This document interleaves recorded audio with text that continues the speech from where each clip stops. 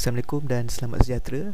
Nama saya Juan Hakim Haikal bin Sukarti dan saya akan membentangkan kepada kalian semua mengenai pengenalan dan juga definisi dan juga sejarah sedikit mengenai sekularisme.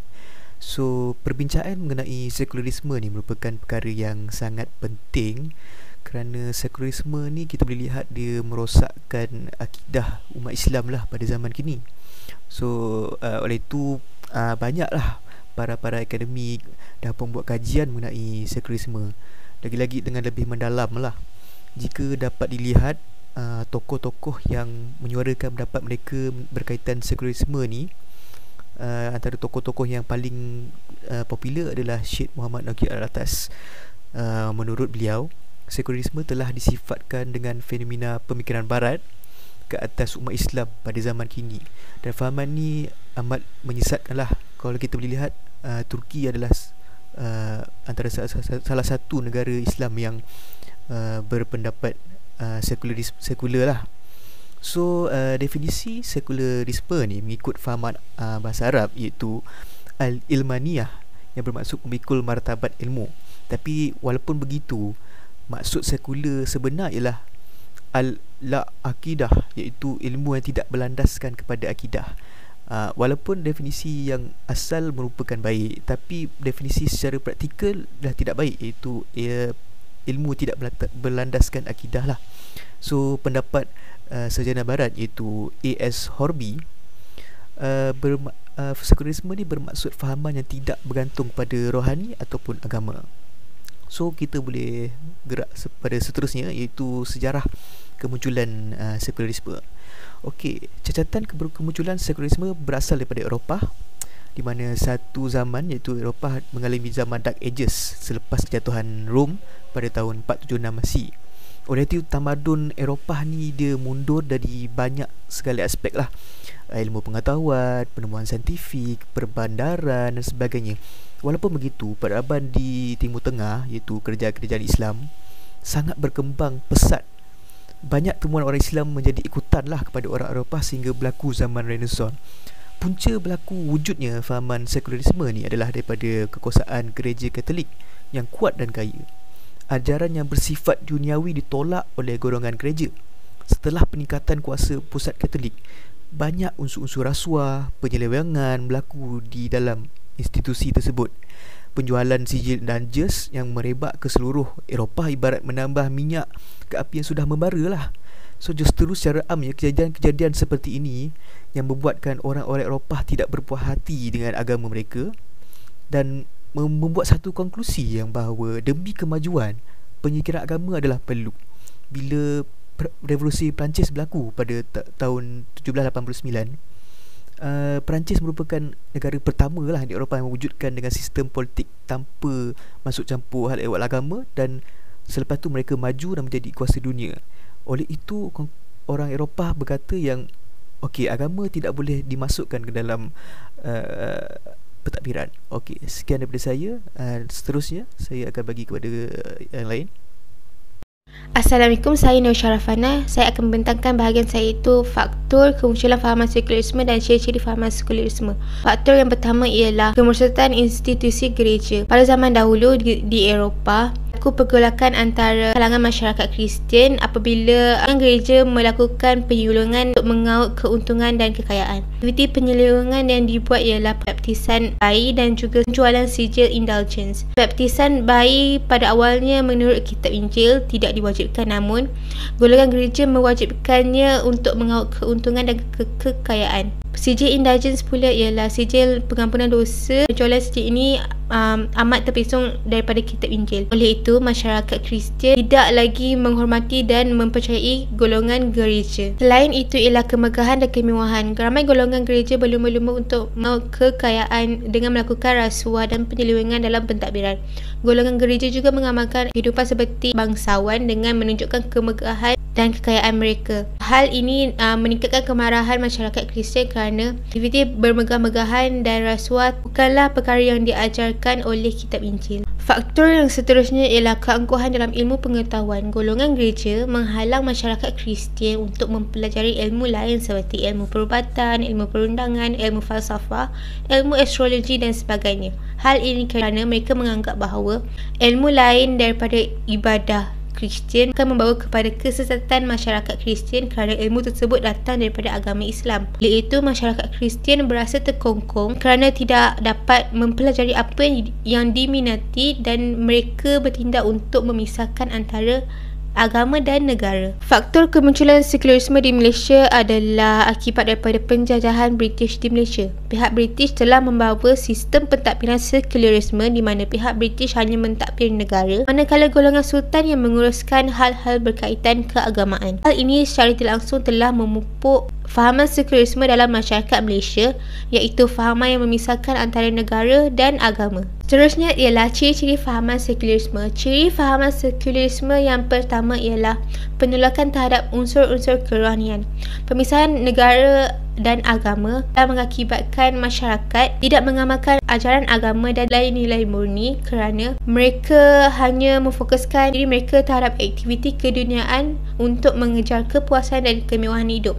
Hal ini mengakibatkan wujudnya ideologi baru iaitu kapitalisme, feminisme, komunisme dan sebagainya, serta berlaku kewujudan golongan tidak mempercayai Tuhan seperti ateisme dan agnostisisme. Ciri seterusnya ialah menghilangkan unsur keagamaan dalam politik. Unsur agama seperti undang-undang agama Islam, hukum hudud dan sebagainya tidak boleh dicampurkan dalam pentadbiran negara kerana ia akan menjejaskan segala keputusan dan tindakan negara.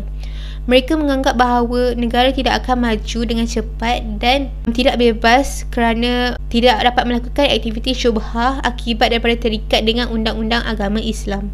Akhir sekali ialah kebebasan tanpa halangan. Fahaman sekularisme memberikan kebebasan dan membenarkan masyarakat untuk melakukan apa-apa perkara dan menuju matlamat mereka tanpa mengira halal haram sesuatu perkara. Hal ini kerana mereka tidak terikat dengan mana-mana hukum agama. Perundangan yang berteraskan sekularisme amatlah bebas dan akan disesuaikan mengikut peredaran masa dan keadaan sesuatu perkara. Hai, Assalamualaikum. Nama saya Balkis dan saya akan meneruskan perbincangan kita pada kali ini iaitu cara penyebaran sekularisme. Terdapat pelbagai cara yang dilakukan oleh penjajah barat atau golongan sekularisme dalam memastikan fahaman sekularisme dapat diterapkan dalam diri individu itu. Antaranya ialah kerjasama antara NGO dan juga media massa. Antara NGO yang terlibat ialah IKD iaitu Institut Kajian Dasar, Middle Eastern Group dan juga Jemaah Al-Quran Malaysia. Mereka mengadakan aktiviti seperti ceramah, kemasyarakatan sebagai kiasan dalam menyebarkan fahaman sekularisme dalam masyarakat umum. Bukan itu sahaja, perfilman barat juga mengandungi unsur-unsur keterbukaan yang melampau seperti pornografi dalam perfilman mereka. Sebagai contohnya, kita dapat lihat elemen-elemen seks bebas diguna pakai di dalam perfilman mereka untuk dipertontonkan di halayak umum. Bukan itu sahaja, penghasilan karya-karya buku seperti Muslim Moderatic Network dan juga Civil Democratic Islam juga diterbitkan oleh para penerbit buku untuk memastikan fahaman sekularisme dapat disebarkan secara meluas, secara fizikal dan maya. Bukan itu sahaja, antara cara penyebaran sekularisme juga dapat dilihat melalui ekonomi dan undang-undang, di mana penjajah barat sebelum mereka memberikan kemerdekaan kepada tanah Melayu, mereka telah merangka rang undang-undang yang sesuai yang boleh diguna pakai di Malaysia dan mengenepikan undang-undang Islam sebagai teras yang sepatutnya digunakan di pentadbiran Malaysia. Bukan itu sahaja, dari segi ekonomi pula, mereka telah menerapkan kegiatan riba, penyelewengan duit serta pelbagai dalam urusan perniagaan. Hal ini kerana bagi fahaman ini kesejahteraan manusia hanya boleh dicapai melalui kemodenan ekonomi. Akhir sekali, cara penyebaran sekularisme juga dapat dilihat melalui pendidikan, di mana pendidikan antara Islam telah diasingkan dengan subjek-subjek umum seperti contohnya matematik, sains dan bahasa. Mereka mengenepikan ilmu-ilmu Islam seperti munakahat, muamalat, fiqah dan sebagainya. Hal ini sudah tentu mendorong kekurangan penghayatan Islam dalam diri setiap pelajar itu sendiri. Bukan itu sahaja, sistem keterbukaan pendidikan barat juga mendorong pelajar-pelajar untuk pergaulan bebas antara lelaki dan perempuan tanpa had batasan umum. Bukan itu sahaja, impak daripada kemodenan teknologi yang canggih dan pengetahuan yang luas oleh golongan ini, sekolah pondok di Malaysia juga dipandang enteng oleh sebahagian masyarakat oleh kerana kekurangan fasiliti akibat kesempitan kewangan serta peluang kerja yang terhad selepas bersekolah di sekolah pondok ini.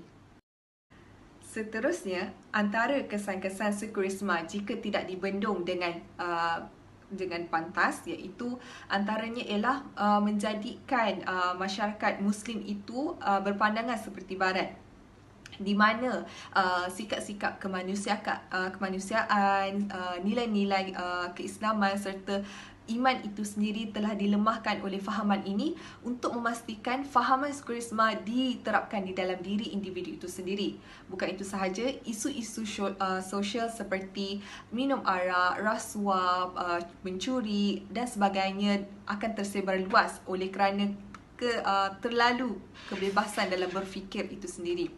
Bukan itu sahaja, pentadbiran undang-undang yang berkonsepkan Islam juga akan terbantut oleh kerana sikap masyarakat yang memandang enteng terhadap hukum-hukum Islam seperti hudud, qisas dan takzir untuk diaplikasikan di pentadbiran Malaysia. Assalamualaikum, nama saya Nur Alisha Syahira binti Muhammad Solah dan saya akan meneruskan presentation pada hari ini dengan menerangkan langkah mengatasi fahaman sekularisme.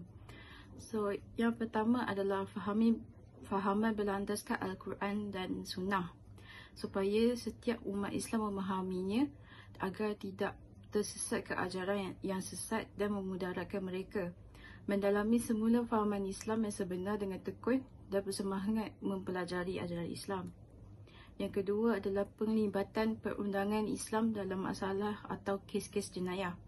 Mencampur adukkan akidah Islam dalam sistem undang-undang Malaysia dapat membimbing sistem tersebut dalam mempunyai sistem perundangan yang lebih adil dan saksama dan juga memberi satu kepercayaan bahawa ajaran Islam adalah benar. Yang ketiga adalah mengadakan kelas-kelas pengajaran agama.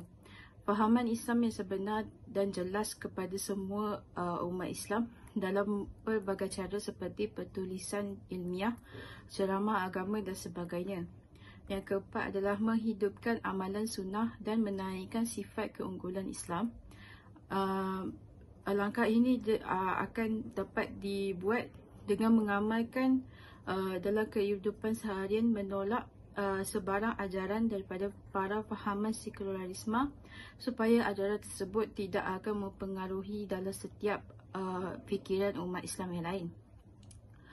Seterusnya dalam langkah mengatasi yang seterusnya adalah penglibatan pihak kerajaan dan badan bukan kerajaan NGO.